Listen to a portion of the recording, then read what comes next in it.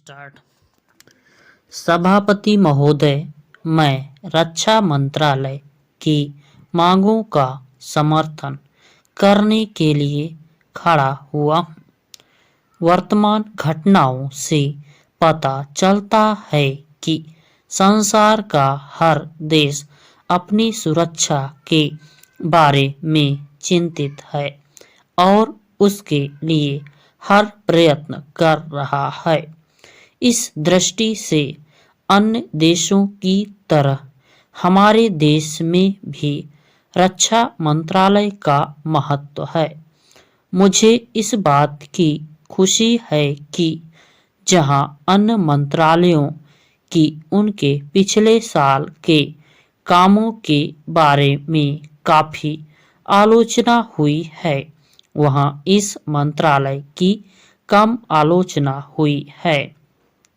इससे पता चलता है कि इस मंत्रालय ने पिछले साल अच्छा काम किया है। मोटे तौर पर किसी भी देश की सुरक्षा नीति का लक्ष्य यह होता है कि दूसरे देशों, खास तौर से पड़ोसी देशों के साथ मित्रता के संबंध स्थापित हों और हम एक दूसरे के मामलों में हस्तक्षेप न करें। लेकिन उसके साथ यह भी जरूरी होता है कि हम अपने देश की सीमाओं और अखंडता की रक्षा करें। इसलिए हमारे देश का यह कर्तव्य हो जाता है कि हम अपने पड़ोसियों के कार्यों पर पूरी नजर रखें, क्योंकि आज तक हमारे देश पर जो संकट आए वे हमारे पड़ोसियों से आए हैं।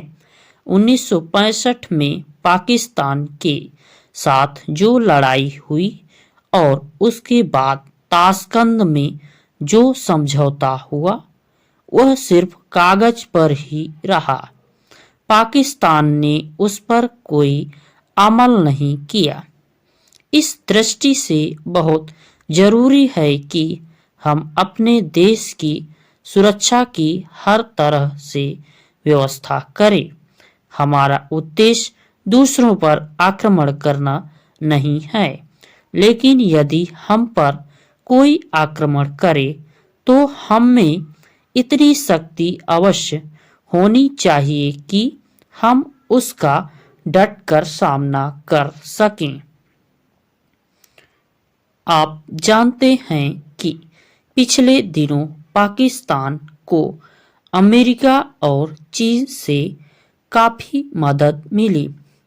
रक्षा मंत्रालय की रिपोर्ट में भी कहा गया है कि पिछले साल अमेरिका ने पाकिस्तान को 1500 करोड़ रुपए की फौजी सहायता दी है।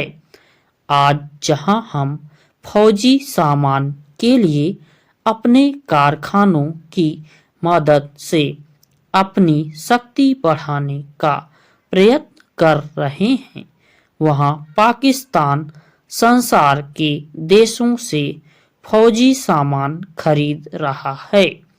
अपनी नीति के कारण वह सब देशों से लाभ उठा रहा है। मेरा सुझाव है कि हमको भी अपनी शक्ति बढ़ाने के लिए संसार के अन्य देशों से अधिक फौजी सामान खरीदना चाहिए। आज तिब्बत की सीमा पर चीन की 1.5 लाख फौज खड़ी है।